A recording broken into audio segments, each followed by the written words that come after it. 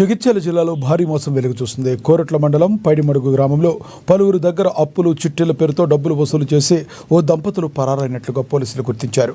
మోసానికి పాల్పడిన గుగ్గిళ్ల రమేష్ను బాధితులు కోరట్లో పట్టుకున్నారు. అనంతరం పోలీసులు తనను అప్పగించి తమకు న్యాయం చేయాలని వేడుకుంటున్నారు. కావాలని వచ్చింది అతని భార్య. నేను 2 లక్షలు ఇచ్చాను, 50,000 1 లక్ష ఇచ్చాను. ఇచ్చిన తర్వాత నేను ఇస్తా చెప్పన్నారు. మరి ఎన్నిసార్లు అడిగినా కానీ ఇవ్వలేదు. ఈ ఇస్తా అని చెప్పి ఇల్లు అమ్మాము ఇస్తామని చెప్పిండు. చెప్పి తర్వాత మేము మళ్ళీ ఏమంటే తప్పించుకొని వెళ్ళిపోయాను.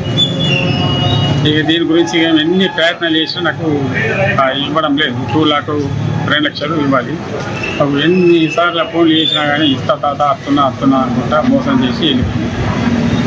ఈ పైసల గురించి మాకు రావాలని చెప్పి మేము మనం చేస్తున్నాం. నేను ఆ బైడ్మాడు గ్రామంలో గుగ్గిళ్ల రమేష్కు అప్పించినాం. 1,70,000 అప్పిస్తే ఆయన 3 సంవత్సరాలు అయిపోయి మాకు దొరకకుండా ఇవాళ ఒకరోజు కంటపడ్డాడు. కోర్టు ముందట దొరికిండు.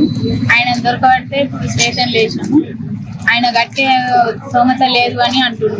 మా డబ్బులు ఇవ్వలేదు. ఇట్నే మా ఒక్కలనే కాదు ఊరందరినీ అట్నే మోసం చేసి మేము పైడిమడుగు గ్రామంలో చిట్టి అని వేసినాము. మా అబ్బాయికి ఆయనకి అప్పుడు మా అబ్బాయి పేరు మీద పింఛన్ వచ్చిన డబ్బులు అన్నీ ఆమె దగ్గర చిట్టీలు వేసినాము. ఇప్పుడు 2 సంవత్సరాల క్రితం నుంచి వాళ్ళు పరారీలు ఉన్నారు. ఈరోజు కోర్టు దగ్గరకు వచ్చిండని తెలిస్తే వచ్చి మా ఫ్రెండ్ వనిత ఆమె వచ్చి దొరకబట్టిన తర్వాత స్టేషన్లో వేసినాము. స్టేషన్లో వేస్తే వాళ్ళు స్టేషన్లో సార్లు ఏమంటారంటే ఆయన మీద ఏం కేసులు లేవు, మేము వదిలిపెడతామని చెప్పి అంటారు.